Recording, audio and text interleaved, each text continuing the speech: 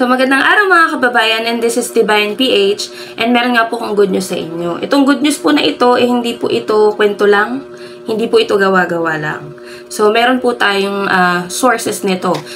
Kasi po, yung iba dyan nagsasabi na, ay hindi naman namin nabalitaan yan wala naman kami napanood sa balita. So yun nga po kaya po kami ang nagbabalita, kaya po namin sinishare ang good news po or ang mga proyektong nagawa ng pamahalaan. Dahil nga po, hindi po lahat na nababalita sa telebisyon. So, kaya po kami, ito po, ibabalita namin sa inyo. Ang isa na namang good news po. So, ito po yan. PRDP completes 1.7 billion infrastructure in Region 11. Yan po yung Davao Region. So, basahin ko po yung pinaka-article po ng balita po na ito, no? The Department of Agriculture, Philippine Rural Development Project has completed 41 infrastructure projects worth 1.7 billion in Davao Region. Ayan po, sa Davao Region yan. So, sa mga nagsasabi po dyan na ay kinalimutan na tayo. Lagi, kasi po ang complaint ng mga kababayan natin is lagi silang nalileft behind. Or ang lagi nilang sinasabi is laging inuuna ang Luzon, Visayas, kesa sa Mindanao. Kumbaga na pag-iiwanan. Wag po kayong mag-alala mga kababayan dahil kahit po galing ng North Luzon po, ang presidente po, ang current president natin, hindi niya po pababayaan yung mga kababayan natin sa Mindanao. Kasi diba yan yung complaint ng mga ibang kababayan natin sa nagdaang administrasyon. Kung matatandaan nyo po, sinabi po mismo ni Pangulong Bongbong Marcos na sa administrasyon niya, walang maiiwan. Kumbaga, katulad po ng lagi niyang sinasabi mula nung kampanya, na sama-sama tayong babangon muli. So ito po ay isa sa mga katunayan na tinutupad po ng ating administrasyon ang salitang binitiwan niya.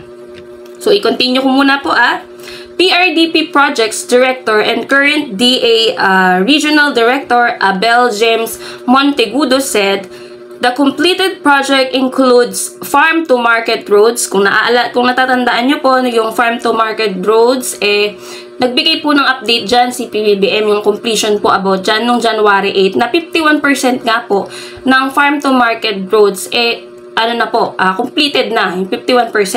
So, bali, ang maitatayo na po ay 67,328.92 kilometers. So, mahaba-haba po yan. So, alam nyo naman po na ang farm-to-market roads, once na, syempre po, accessible na, mas mapapabilis po yung transportasyon ng mga produkto natin. At saka po, isa pa doon is, mas mura yung bilihin. Bakit? Kasi nga po syempre, mas mapapabilis yung transportasyon, mas mapapalapit. Kumbaga, yung mga farmers natin, mas mapapalapit sila dun sa mga mamimili. 'Di ba? So, isa po yan sa mga magiging dahilan, yung farm-to-market roads na proyekto ng pamahalaan para bumaba po ang presyo ng bilihin.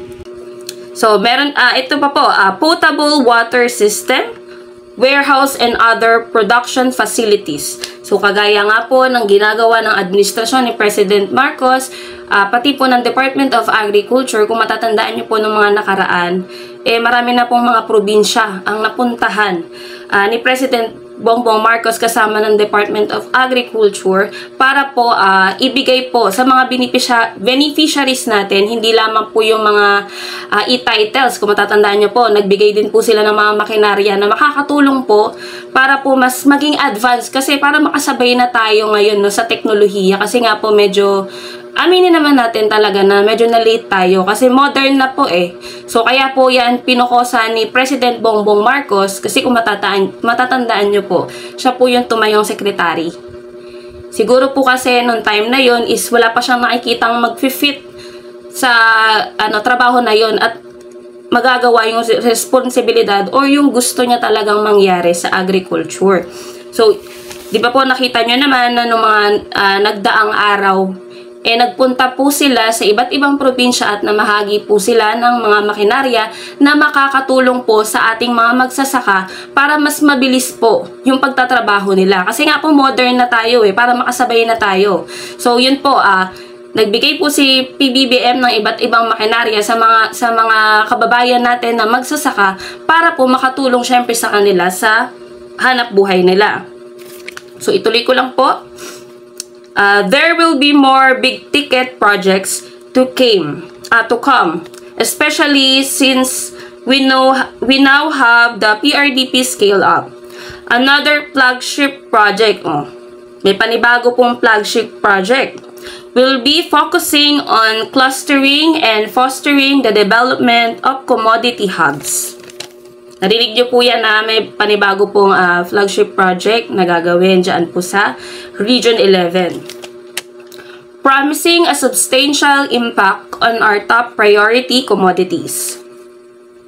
Moreover, he said 3 infrastructure sub-projects under the WB additional financing in partnership with the EU amounting to 544 million are still ongoing and are expected to be completed by the end of 2024. So ayan guys, ito po sinasabi ko lang sa inyo kasi nga pag nagko-content ako, hindi lang sa TikTok, hindi lang sa Facebook, at saka sa YouTube, may mga nagko-comment po kasi na, yan lang, paano naman yung ibang probinsya, paano naman yung Mindanao, parang puro Luzon na lang. So, ito po ang katunayan na, yung sinabi po ni President Bongbong Marcos, mula po nung umupo siya, na walang maiiwan, walang mali-left behind.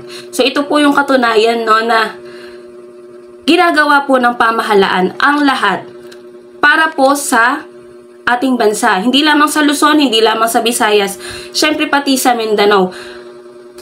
Ito po may bagong 3 infrastructure sub-projects po na expected na matatapos sa taong 2024. So ayan po So abangan natin kung ano-ano pa po yung mga proyekto na inihanda po or plano po ng Administrasyong Marcos para sa mga kababayan natin sa Mindanao.